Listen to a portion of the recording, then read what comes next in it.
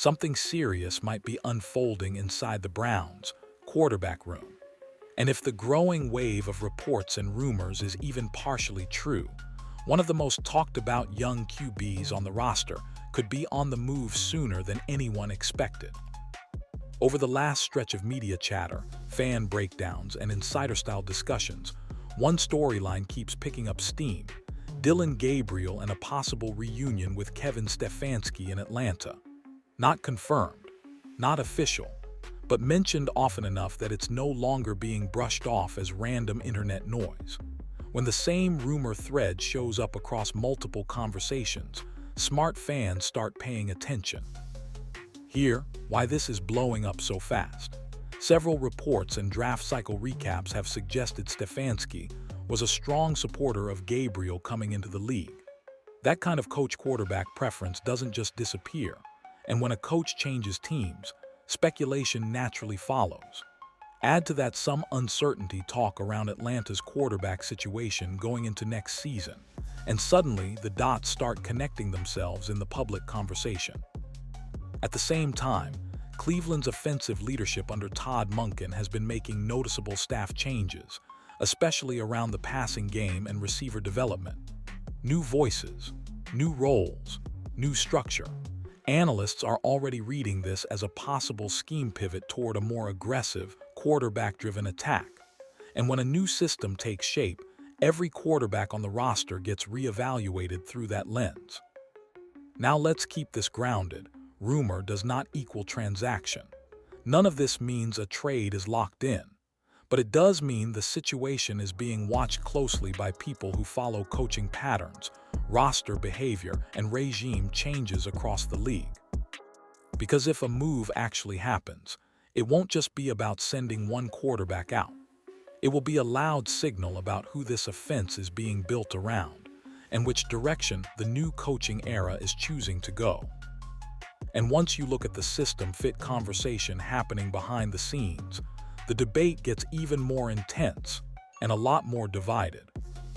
This trade buzz didn't explode because of one tweet or one hot take.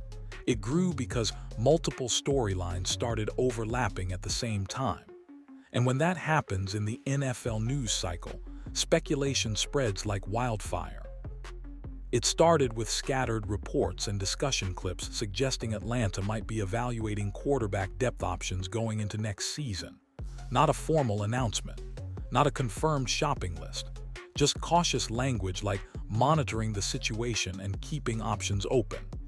But in football media, that's all it takes to trigger name matching, and Dillon Gabriel quickly entered the chat. From there, fan channels and analyst panels began connecting the dots.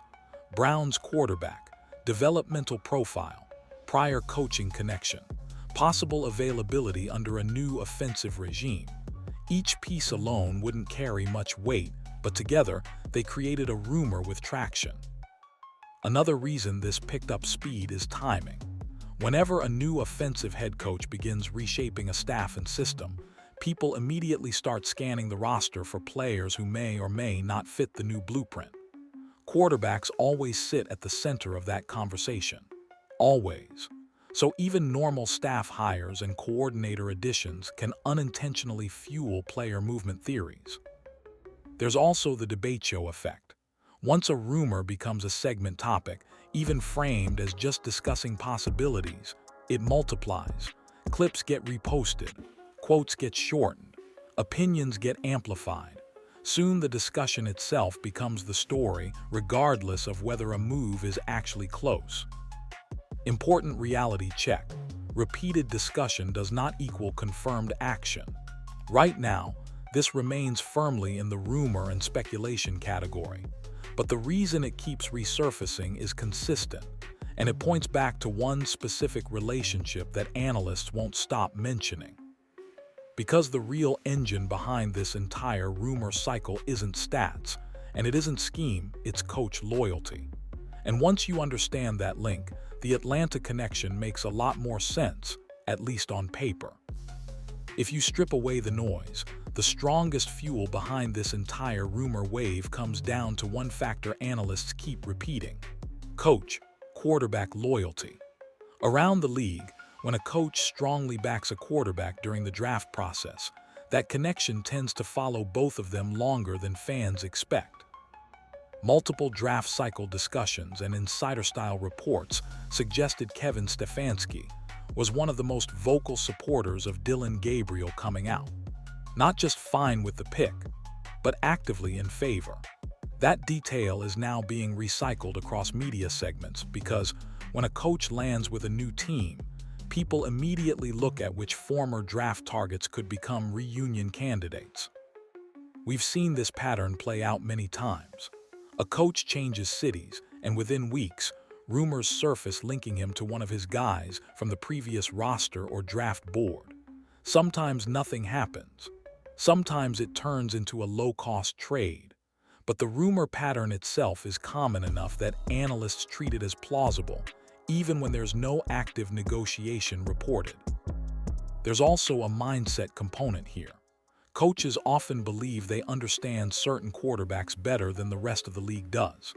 If they evaluated them closely, fought for them in meetings, or defended the pick publicly, that belief tends to stick. So when commentators say, "Don't be surprised if he checks on availability," they're describing a behavioral pattern, not revealing a done deal. To keep this clean and accurate, there is no confirmed report of an active trade offer. No verified source saying talks are underway. Right now, it's connection-based speculation, nothing more. But in NFL rumor math, strong prior backing plus a new coaching destination equals persistent trade chatter. Meanwhile, something else is happening on the Cleveland side that makes this rumor feel less random. The offensive structure itself appears to be shifting. And when the system shifts, quarterback preference conversations usually shift with it. That's where the focus moves from past loyalty to future fit. And that's where the internal QB hierarchy debate really starts heating up. While the reunion rumor gets the loudest reactions, a quieter storyline is actually pushing this conversation forward: the offensive staff rebuild. Because when a new head coach starts stacking specific types of assistants, experienced analysts don't just see hires, they see system clues. Recent additions on the offensive side, especially roles tied directly to the passing game and wide receiver development, have sparked a wave of interpretation across film circles and fan analysis shows. The thinking goes like this: when a coaching staff adds more pass game structure and specialized receiver coaching, it usually signals a philosophical lean, not just a staffing refresh. Several commentators have pointed out that creating or strengthening a dedicated pass game coordinator role often means the offense plans to expand its aerial complexity, more timing concepts, more layered reads, more quarterback-driven adjustments. That doesn't automatically change the starter, but it absolutely changes what traits get prioritized. You'll notice the language analysts are using in breakdown segments: identity shift, passing emphasis, quarterback-centric structure. Those phrases are showing up more often, and when wording trends like that appear across multiple voices, it usually reflects something visible on tape or in coaching interviews. There's also a known league pattern at play. New offensive leaders typically shape the coaching room before they reshape the quarterback room. Staff first, scheme second, personnel third. We're clearly seeing phase 1 and 2 unfold, which is why speculation has now moved to phase 3 in public discussion. To be clear, staff changes don't automatically mean a quarterback is getting traded, but they do trigger reevaluation. And when reevaluation starts, comparisons get sharper and patience windows get shorter. That's exactly why the spotlight is now shifting toward which quarterback best matches this emerging offensive blueprint. Because according to a growing number of analysts, one name keeps coming up as the cleaner fit, and that's where the debate turns from rumor to preference. Once the scheme fit conversation started, the quarterback debate shifted almost overnight. Instead of asking who was drafted higher or who got early reps, analysts and commentators began asking a different question: which quarterback actually matches the direction this new offense appears to be heading. And in a growing number of breakdown segments and fan film reviews, Shedeur Sanders keeps being named as the more natural fit for a pass-forward aggressive structure. Not declared, not officially crowned, but repeatedly highlighted in system-fit conversations. The reasoning shows up in patterns. Observers point to his willingness to push the ball, challenge tight windows, and extend plays when the structure breaks down. In analyst talk, those traits are often labeled as attack traits, qualities that tend to pair well with vertical concepts and quarterback-driven read progressions. When a coaching staff signals it wants more explosive passing layers, those traits rise in value.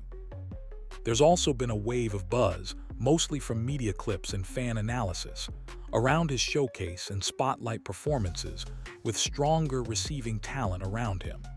Commentators noted the tempo, confidence, and scoring aggression in those settings. That observation keeps getting reused in arguments that the offense could scale higher if built around that style. On the other side, some analysts still urge caution.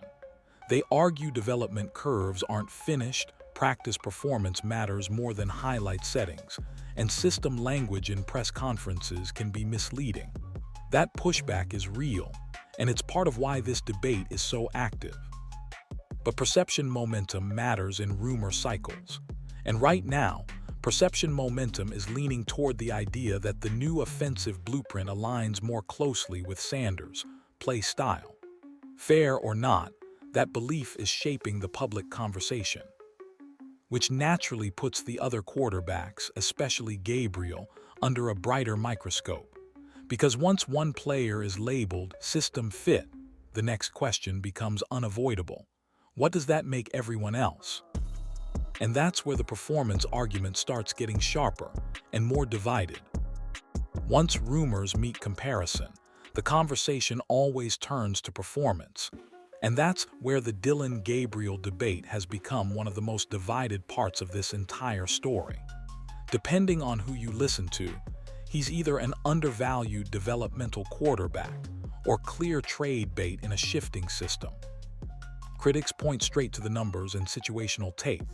They highlight modest yardage totals, limited touchdown output, and stretches where the offense leaned conservative with him under center. In fan panels and call-in shows, you'll hear phrases like backup ceiling and low-risk operator used to describe his style. Some of the commentary gets blunt, sometimes overly blunt, especially when tied to draft expectations. Supporters push back just as hard. They argue the context around those numbers matters more than the totals themselves. Limited starts, protection issues, play calling tendencies, game scripts that emphasized ball security over aggression. Their claim is simple. You can't fairly judge a young quarterback without stable structure and full-scope reps. There's also a style clash at the center of this. Several analysts describe Gabriel as more control-oriented. Protect the ball, take the efficient throw, avoid the killer mistake. Some coaches love that. Others prefer high-variance playmaking, especially in vertical systems. So the evaluation often says more about scheme philosophy than raw ability. Important guardrail here: strong fan opinions are not front office decisions. Heated debate does not equal trade certainty. But perception does drive rumor velocity, and right now perception is sharply split, which keeps the story alive. What's adding even more gasoline is the reaction coming from Atlanta fan spaces and media chatter. Social posts, forum reactions, and segment clips show everything from curiosity to outright rejection of the idea. Whether fair or emotional, those reactions are spreading fast. And when a second fan base starts arguing about a quarterback who isn't even on their roster, you know the rumor cycle has reached another level. Which brings us to the bigger theory forming behind all of this, that this may be less about one quarterback and more about a full offensive regime reset. At this point, a lot of analysts are stepping back and asking a bigger question. What if this isn't really about Dylan Gabriel versus Shedeur Sanders at all? What if this is about a full offensive reset under a new coaching vision, and the quarterback rumor is just one visible piece of it? Across league history, when a new offensive head coach takes control, a predictable sequence often follows. First, the staff changes. Then the scheme language changes. Then the personnel alignment changes. Observers believe Cleveland is already deep into step 2, which is why speculation about step 3 is getting louder. Commentators keep noting the same pattern. New regime leaders typically prioritize system fits over inherited preferences. That doesn't mean they automatically dump every player tied to the prior staff, but it does mean nobody's role is protected by history alone.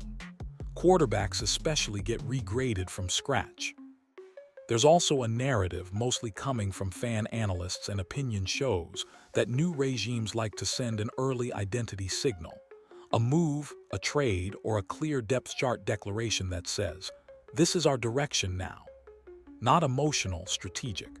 Again, that's theory, not confirmed intent, but it's a theory grounded in past examples around the league. When people say phrases like clean break or new era build, they're describing that pattern. And in that framework, moving a quarterback who was strongly associated with the previous coaching preference becomes plausible, not guaranteed, but logical enough to debate. Let's keep this grounded.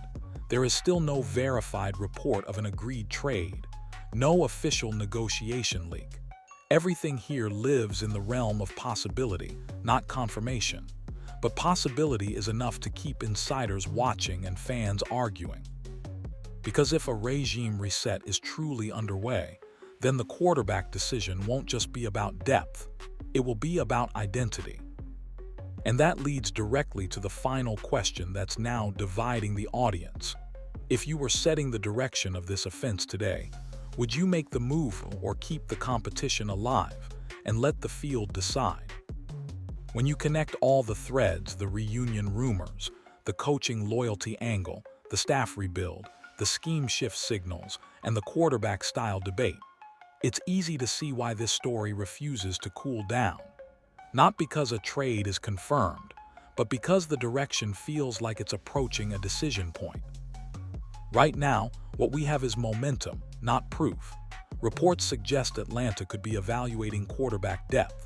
Draft cycle coverage showed Kevin Stefanski strongly favored Dillon Gabriel. Cleveland's new offensive leadership is reshaping the coaching structure around the passing game. Analysts are increasingly framing Shedeur Sanders as the cleaner system fit. Each piece alone is harmless. Together, they create a rumor with real traction. But smart viewers separate possibility from certainty. No verified deal, no official trade talks announced, no front office confirmation, just converging signals and educated speculation. And in the NFL, plenty of high-traction rumors never cross the finish line. Still, if a move does happen, the meaning would be bigger than the transaction. It would signal who the new offensive regime truly believes in, who the system is being designed around, who gets the runway, and who becomes expendable depth. That's why this isn't just a roster story, it's an identity story. New coaching eras rarely stay neutral for long. They choose a direction, they align the roster, they live with the consequences, whether that means a Gabriel trade, a locked-in QB1 declaration, or a full open competition. The choice will tell us exactly how this offense plans to evolve. So here's the question I want you to answer, and really think through before you decide. If you're running this team under a brand new offensive vision, do you trade Gabriel if the right offer appears and go all in on one quarterback path? Or do you keep the room intact and let performance settle it on the field? Because whichever path gets chosen won't just settle a debate, it will shape the next chapter of this offense.